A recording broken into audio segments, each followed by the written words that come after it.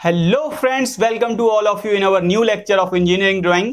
तो इस लेक्चर में हम क्या बात करने वाले हैं, आपको जैसे सामने दिखाई पड़ रहा होगा, what is engineering drawing and what are the instruments used in engineering drawing.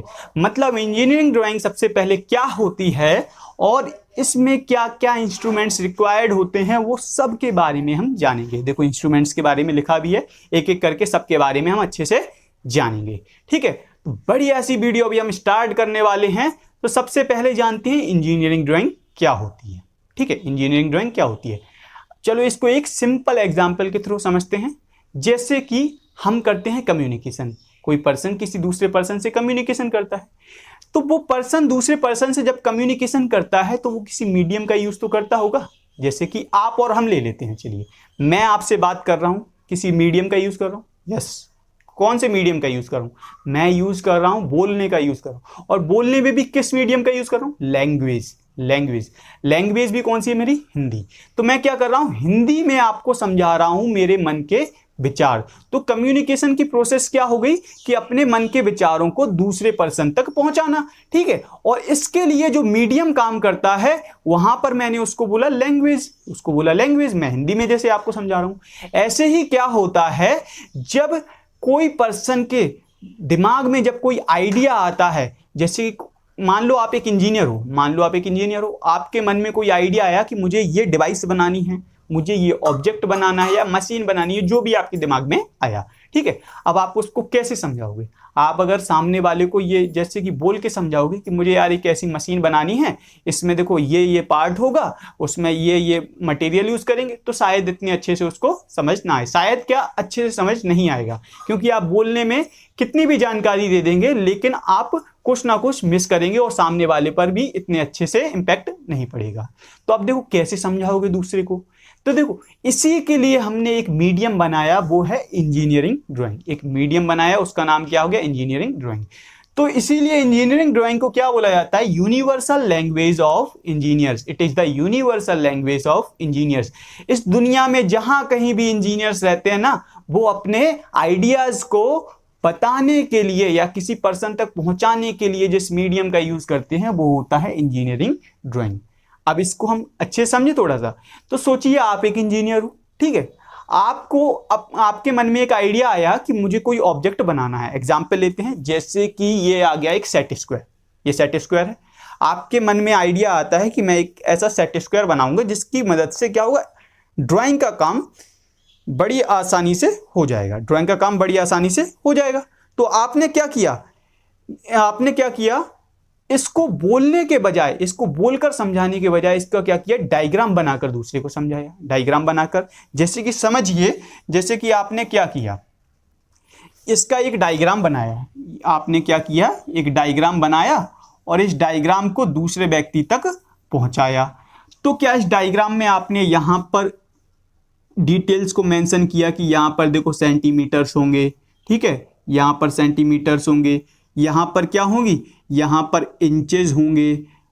तो ये सब चीजें आपने डायग्राम में बनाई, ठीक है।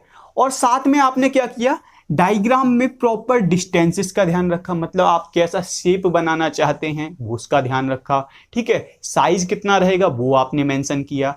तो इससे आप क्या, अपने जो विचार होगा या जो आइडिया होगा वो अच्छे से नहीं बता सकते हो दूसरों को, बिल्कुल बता सकते हो। तो इंजीनियरिंग ड्राइंग बेटा यही काम करता है कि एक पर्सन के मन के आइडियाज को दूसरे पर्सन तक बड़ी आसानी से पहुंचा देता है। ठीक है, तो काफी बात हो गई। तो अब इसके बाद में हम इसकी अगर एक डेफिनेशन की बात करें कि इंजीनियरिंग ड्राइंग की क्या डेफिनेशन होती है, तो इसको हम ऐसे बोल सकते हैं, it is the way to represent an object और idea on a plane paper with the help of some good instruments by systematic means of lines in its shape, size and dimensions. It is known as engineering drawing.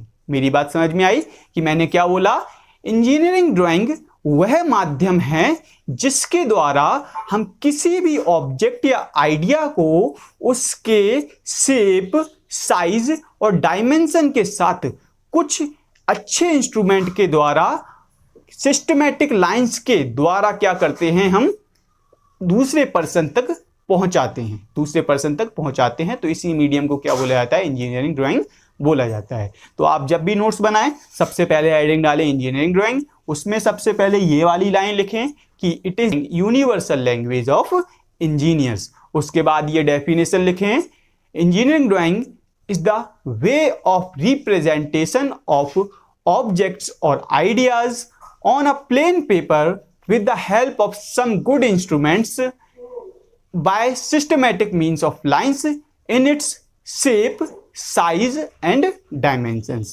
It is known as engineering drawing. Clear है बात? काफी हद तक समझ में आ गया engineering drawing क्या होती है। अब हम जाते हैं इंस्ट्रूमेंट्स। अभी मैंने बोला with the help of some good instruments, मतलब इंस्ट्रूमेंट्स का यूज करेंगे।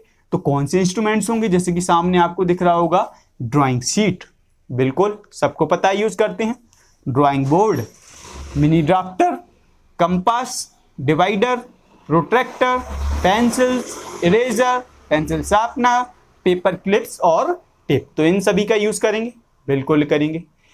तो चलो अब हम जानते हैं कि एक एक का वर्क क्या होता है, कैसे यूज करते हैं। मैं अभी साइड में हो जाता हूं। यहां पर अभी आपको क्या आने वाले है, एक पिक्चर आएगी जिसमें सारे इंस्ट्रूमेंट्स दिए होंगे, ठीक है, और एक एक इंस्ट्रूमेंट्स के बारे में लिखा भी होगा जिसको मैं अभी आपको समझाऊंगा, ठीक है। मैं साइड में हो जाता हूं। तो चलिए मैं बताता हूं अब आपको। सबसे पहला इंस्ट्रूमेंट हमने क्या देखा, ड्राइंग शीट। ड्राइंग शीट, तो बच्चों ड्राइंग शीट क्या होती है, drawing sheet is a plane paper. ये क्या होती है, प्लेन पेपर होता है जिस पर हम क्या करते हैं, ड्राइंग को बनाते हैं, किसी भी ऑब्जेक्ट की ड्राइंग बनाते हैं। तो ड्राइंग क्या हम ड्राइंग शीट कोई सी भी ले सकते हैं, बिल्कुल नहीं बच्चों। ड्राइंग शीट के प्रॉपर साइजेस होते हैं, जैसे कि आप देखते होंगे A0, A1, A2, A3, A4, A5। तो आप कैसा वर्क कर रहे हो उसके अकॉर्डिंग हम ये सिलेक्ट करते हैं कि हम किस साइज की ड्राइंग शीट का यूज करेंगे। साइज हो गया तो फिर क्या, तो फिर हम ये देखेंगे कि हमारी ड्राइंग शीट कैसी है, ये पूरी तरीके से वाइट है, क्योंकि अगर वो ड्राइंग शीट गंदी होगी तो आप जो ड्राइंग बनाओगे वो भी गंदी लगेगी। तो ड्राइंग शीट पूरी तरीके से नीट एंड क्लीन है, बिल्कुल सही, ठीक है। साथ में पेपर इसका ऐसा तो नहीं है कि एक बार अगर इस पर कुछ बना दो तो मिटाना मुश्किल हो जाए, नहीं है ना, स्मूथ सरफेस होना चाहिए। साथ में इसकी थिकनेस क्या हो, यूनिफॉर्म हो हर जगह। तो ये सारी चीजें हम किस में याद रखते हैं, ड्राइंग शीट में। मुझे उम्मीद है आपको ड्राइंग शीट समझ में आया होगा। इसके बाद जो अगला अपना इंस्ट्रूमेंट होता है वो होता है ड्राइंग बोर्ड। तो ड्राइंग बोर्ड क्या होता है, ये एक बोर्ड होता है, वुडन बोर्ड होता है, मतलब लकड़ी का बना बोर्ड होता है, सॉफ्ट लकड़ी का यूज इसमें किया जाता है। इसका क्या होता है, सरफेस एकदम प्लेन होता है, सरफेस एकदम प्लेन होता है, और इसका काम क्या होता है, ड्राइंग शीट को सपोर्ट देना। सोचो आप ड्राइंग शीट को हवा में रख के तो नहीं बना पाओगे ड्राइंग, उसके लिए सपोर्ट चाहिए। तो उस सपोर्ट को कौन देगा, ड्राइंग बोर्ड देगा। तो ड्राइंग बोर्ड पर हम क्या करते हैं, ड्राइंग शीट को चिपकाते हैं और फिर उस पर ड्राइंग बनाते हैं, ठीक है। तो ड्राइंग बोर्ड में भी हम सिलेक्ट करते हैं तब बहुत सारी चीजें ध्यान रखते हैं। सबसे पहला साइज, जैसे ड्राइंग शीट आपकी मान लो काफी बड़ी है और ड्राइंग बोर्ड आप छोटा ले लेंगे तो क्या आपका पर्पस फुलफिल हो पाएगा, नहीं हो पाएगा। तो सबसे पहले ड्राइंग शीट के साइज के अकॉर्डिंग ड्राइंग बोर्ड का साइज भी देखा जाता है, उससे बड़ा ही साइज लिया जाता है ड्राइंग बोर्ड का। इसके बाद क्या होता है, ड्राइंग बोर्ड का हम देखते हैं जो सरफेस है ना पूरी तरीके से प्लेन है कि नहीं, कहीं ऊपर नीचे तो नहीं है, इससे हमारे ड्राइंग पर इफेक्ट पड़ेगा, ड्राइंग खराब हो जाएगी। तो ये सब चीजें हम ड्राइंग बोर्ड पर देखते हैं। इसके बाद क्या होता है, मिनी ड्राफ्टर। बच्चों मिनी ड्राफ्टर क्या होता है, ये भी आपको देखो बन के आया होगा, मिनी ड्राफ्टर क्या होता है। तो मिनी ड्राफ्टर एक ऐसा इंस्ट्रूमेंट होता है जिसकी मदद से हम बड़ी आसानी से ड्राइंग तैयार करते हैं, बड़ी आसानी से। मतलब कैसे, देखो जैसे कि आपको डायग्राम में दिख रहा होगा, इसमें क्या होती है, दो आर्म्स होती हैं, जैसे कि ये लोहे वाली डंडियां से दिख रही है ना, ये दो आर्म्स होती हैं।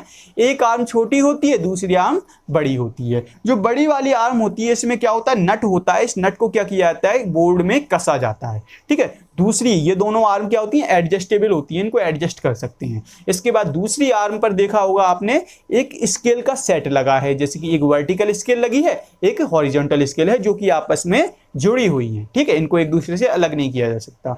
अब जो इसमें देखा होगा आपने, यहां पर एक प्रोटेक्टर भी बना हुआ है, इसकी मदद से आप एंगल भी ले सकते हो। तो आप क्या कर सकते हो, इसकी मदद से वर्टिकल लाइंस, ठीक है, हॉरिजॉन्टल लाइंस और इसके एंगल्स भी बना सकते हो, प्रोटेक्टर जो लगा हुआ होता है। तो इसने काफी सारा काम आसान किया कि नहीं किया, बिल्कुल किया। तो ये होता है मिनी ड्राफ्टर। मिनी ड्राफ्टर को भी खरीदते समय हम बहुत सारी चीजें याद रखते हैं, इसकी क्वालिटी क्वालिटी, प्लास्टिक जो भी इसमें मटेरियल यूज किया है उसकी क्वालिटी कैसी है, ठीक है। इसके अलावा इसमें कोई एरर तो नहीं है, जैसे कि हम सेंटीमीटर वगैरह चेक करते हैं, कहीं सेंटीमीटर गलत तो नहीं बने, ये सब चीजें चेक करते हैं, तब उसके बाद हम क्या लेते हैं, मिन ड्राफ्टर लेते हैं। इतनी बात समझ में आई। अगले इंस्ट्रूमेंट पे बढ़े। बिल्कुल, कंपास। कंपास क्या होता है बच्चों, इसका भी डायग्राम आ गया होगा आपके सामने। कंपास यानी कि इसको हिंदी में बोलते हैं परका। तो ये कंपास क्या होता है, जैसे कंपास में आपने देखा होगा जब हमको सर्कल्स ड्रॉ करने होते हैं, कर्व्स ड्रॉ करने होते हैं, तो वहां पर हम यूज करते हैं कंपास का। कंपास क्या होता है, एक ऐसा इंस्ट्रूमेंट होता है जिसमें क्या होती है, दो लेग्स होते हैं। एक लेग पर नीडल लगी होती है, दूसरे लेग पर क्या होता है, एक रिंग बनी होती है। ये तो सिंपल कंपास हो गया। और उस रिंग में क्या किया जाता है, पेंसिल को लगाया जाता है। ये होता है सिंपल कंपास। बच्चों इंजीनियरिंग ड्राइंग में आप जो कंपास यूज करोगे उसको बोला जाता है इंजीनियरिंग कंपास। उसमें क्या होता है, रिंग नहीं बनी होती है, उसमें डायरेक्ट ही क्या की जाती है, एक पेंसिल टाइप की लगा दी जाती है, उसमें बाद में आप पेंसिल की निप्स डाल के उसको यूज कर पाओगे। क्योंकि देखो जो आपका ये नॉर्मल कंपास होता है इसमें एक फिक्स डिस्टेंस होती है, इससे कम नहीं कर पाओगे। लेकिन इंजीनियरिंग ड्राइंग में क्या होता है, जो कंपास होता है उसकी निप बिल्कुल नीडल से आके चिपक जाती है, तो इससे आप छोटे से छोटा गोला भी बना पाओगे, सर्कल भी बना पाओगे। समझ में आई बात मेरी। तो इंजीनियरिंग ड्राइंग में कंपास का क्या रोल हो गया, सर्कल्स को ड्रॉ करने के लिए। और इसको बनाने के लिए स्टील का यूज किया जाता है, लेकिन कई बार हमको प्लास्टिक भी देखने को मिल जाती है। क्लियर है इतनी बात, आगे बढ़े।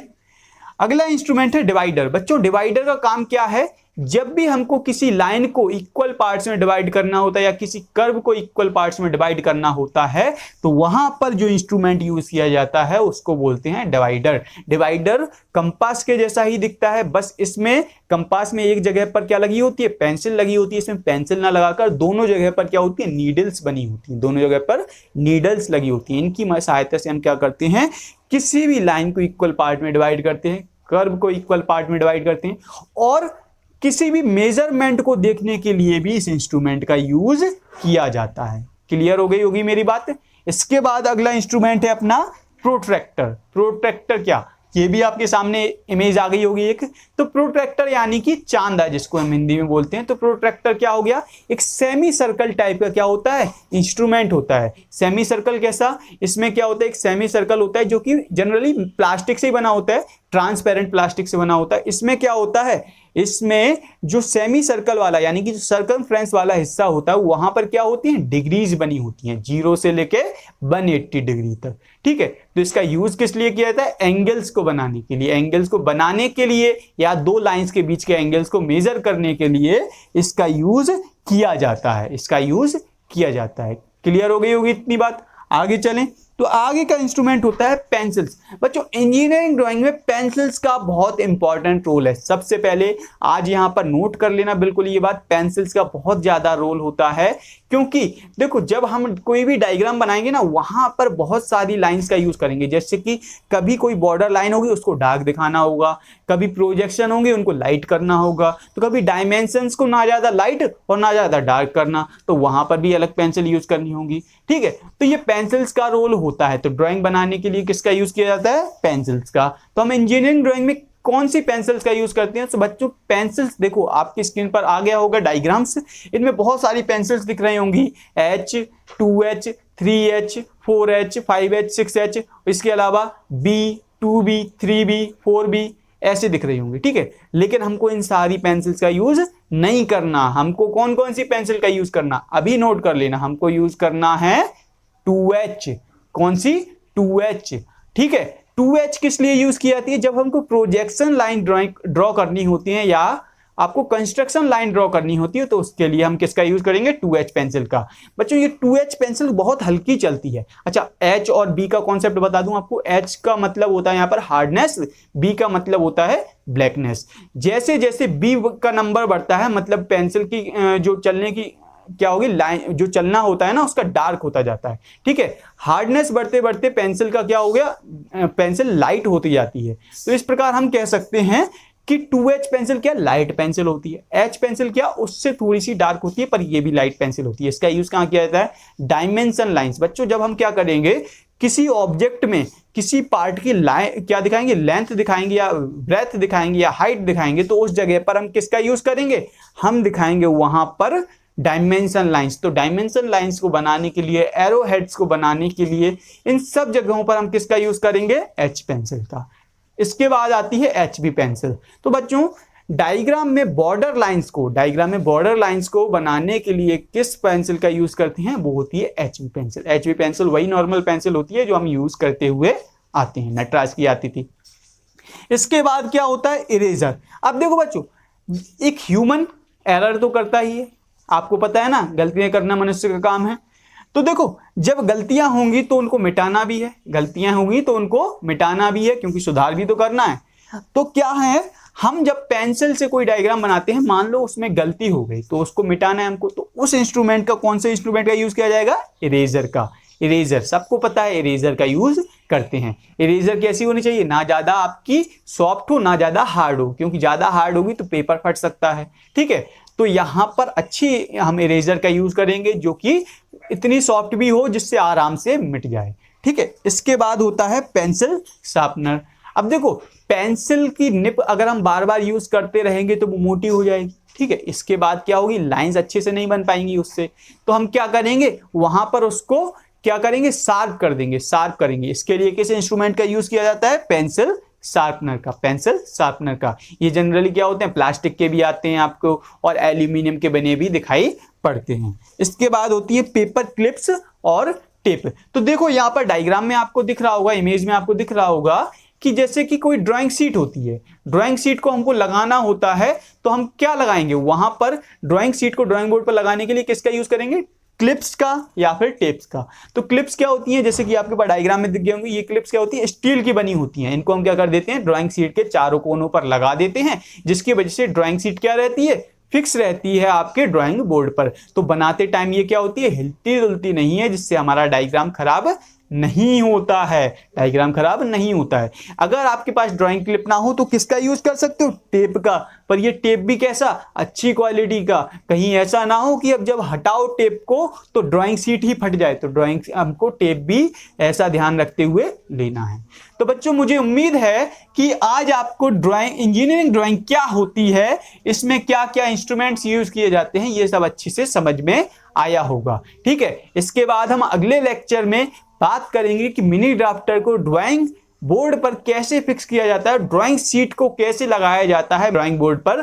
तो वो हम अगली वीडियो में बात करेंगे। अगर आपको ये वीडियो अच्छी लगी हो तो इसको लाइक कर देना, वीडियो को शेयर कर देना और चैनल को सब्सक्राइब करना बिल्कुल मत भूलना। और सबसे पहले बच्चों ये देखो, चैनल के बारे में यार सबको बता दो, सबके साथ शेयर कर दो, ताकि हम लोग भी मोटिवेटेड रहे, आपके लिए ऐसा ही कंटेंट